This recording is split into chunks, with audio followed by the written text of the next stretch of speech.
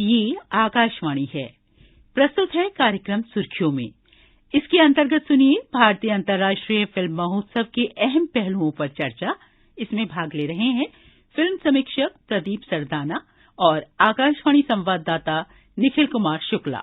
International film festival of India यानी कि IFFI Asia का सबसे पुराना फिल्म फेस्टिवल है और भारत का सबसे बड़ा और सबसे लंबा चलने वाला फिल्मी जमावड़ा भी ये माना जाता है। और आपको बताएं श्रोताओं के 53वां भारतीय अंतर्राष्ट्रीय फिल्म महोत्सव आज गोवा के डॉक्टर श्यामा प्रसाद मुखर्जी स्टेडियम में संपन्न हो रहा है। हमारे साथ जुड़े हुए हैं वरिष्ठ पत्रकार और फिल्म समीक्षक प्रदीप सरदाना जी। प्रदीप जी, जो सबसे बड़ा सवाल है वो ये है कि बड़े पैमाने पर भारतीय सिनेमा के लिए इस तरह के जो कार्यक्रम आयोजित किए जा रहे हैं, ये भारत को सिनेमा की दृष्टि से कहां तक पहुंचाते हैं, कहां तक ले जाते हैं?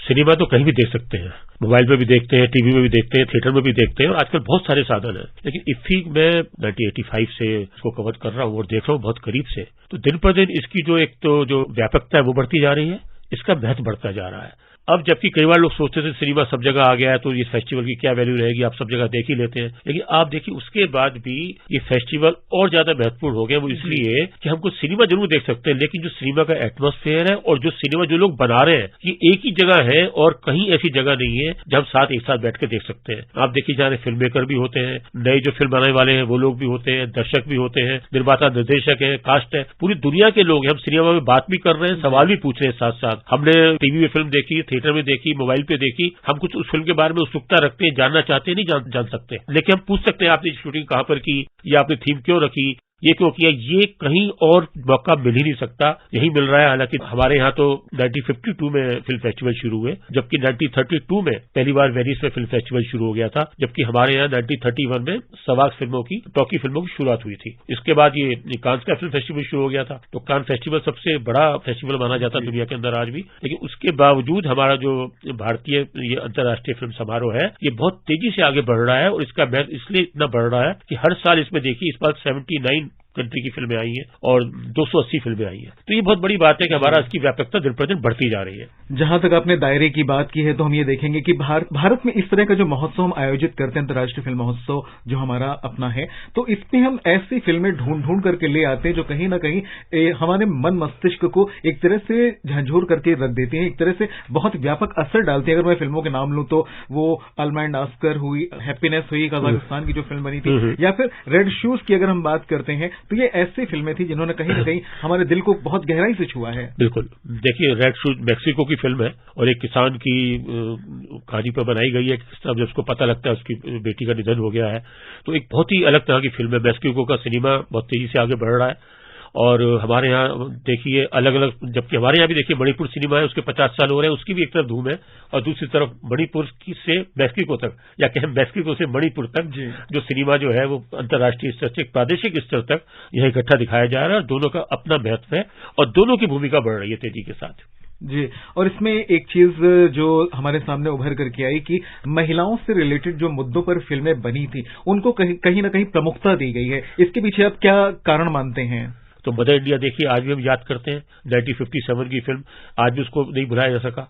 जूली है उसको भी याद करते हैं, बॉबी है उसको भी याद रखते हैं, इतनी फिल्में मैंने सुजाता है उसको याद करते हैं। तो हमारे यहाँ भी इतनी फिल्में बनती हैं जो नारी प्रधान में बनती रही और उनको पसंद किया जाता रहा। जैसे आशा पारिक को इस बार दादा साहब फाल्के अवार्ड मिला, तो उनकी कटी पतंग की धूम आज भी रही। 70 की फिल्म आज भी इतनी धूम रही, आज भी लोगों को मधु माधवी याद है, वो किस तरह वो पूनम बनी, किस तरह वो बनी। आशा पारिक खुद जब कल थी वहां तो बहुत अच्छे से बोल रही थी, मेरी उनसे बात होती रहती है, कल भी बात हुई, पहले भी बात होती रहती है आशा पारिक से। वो बोली इतनी खुश हूं मैं वहां आकर। उन्होंने उनको जब पूछा गया तो उन्होंने अपनी पसंद की 3 फिल्में बताई वहां, एक दो बदन, एक कटी पतंग और एक तीसरी मंजिल। ये तीनों उनकी पसंद की फिल्म है, आइकॉनिक सी फिल्म, आइकॉनिक, तीनों में अलग अलग वैरायटी है। मतलब आप देखिए कटी पतंग में विधवा का रोल करती हैं, लोगों ने कहा था आप विधवा बन रही है इतनी यंग एज में, आपकी तो गया, आप तो चल ही नहीं पाएंगी आगे। लेकिन आप देखिए उसके बाद वो और ज्यादा हिट हो गई और उनको कटी पतंग के लिए फिल्म फेयर अवार्ड भी मिला। इस तरह जो तीसरी मंजिल है वो एक अलग तरह की फिल्म थी, अलग तरह की सस्पेंस बेस में और क्या अलग वो था, और दो बदन है वो एक अलग लव स्टोरी और एक अलग तरह की कहानी थी। तो देखिए ये सब जो है जो हमारा महिला का वो है फिल्में इसलिए बन रही है कि ये फिल्में लगातार पसंद की जा रही हैं। यहाँ पर हम एक बात और देखना चाहेंगे कि इस फेस्टिवल में एक भारत श्रेष्ठ भारत ये भावना भी हमें पूरी तरह से देखने को मिल रही है, क्योंकि पूरे भारत से तमाम फिल्में सिलेक्ट करके लाई गई हैं, तमाम लोग आ रहे हैं देश भर से, जगह जगह से कोने कोने से लोग पहुंच रहे हैं, फिल्मों देख रहे हैं। अपनी फिल्में दिखा रहे हैं, छोटे चाहे वो एक शॉर्ट फिल्म हो या फिर एक बड़े पर्दे की फिल्म हो, वहां पर दिखाई जा रही है। ऐसे में जो अभिनेता चिरंजीवी हैं, उन्हें Indian film personality of the year का पुरस्कार भी दिया जा रहा है। इस पर आपके क्या विचार? तो देखिए, बहुत अच्छा है ये जो Indian personality of the year पुरस्कार शुरू किया गया है। काफी लोगों को विश्वजीत को मिला, पहले विजय रहमान को मिल चुका है, काफी लोगों को एसपी बालासुब्रमण्यम को मिल चुका है, इस बार चिरंजीव को मिल चुका है। चिरंजीव भी बहुत अच्छे अभिनेता है, साउथ के कोई मुकाबला नहीं है। जो वहां के 5 अभिनेताओं में गिनती उनकी होती है टॉप के चिरंजीवी के अंदर, तो उनको मिला। हालांकि Indian personality of the year जब कहा जाता है तो मुझे थोड़ा खलता है, क्योंकि उनको पूरी लाइफ टाइम अचीवमेंट की तरह अवार्ड मिलता है, लेकिन ये जो है एक्चुअल में है लाइफ टाइम। दादा साहब फाल्के में भी 10 लाख रुपए मिलते हैं, इसमें भी 10 लाख मिलते हैं। तो ये आप उसको दादा साहब फाल्के अवार्ड से नंबर 2 कह सकते हैं। हालांकि इनको Indian personality of the year कहा जाता है, लेकिन ये उसी के मुकाबले का ही लगभग उसके आसपास का पुरस्कार है।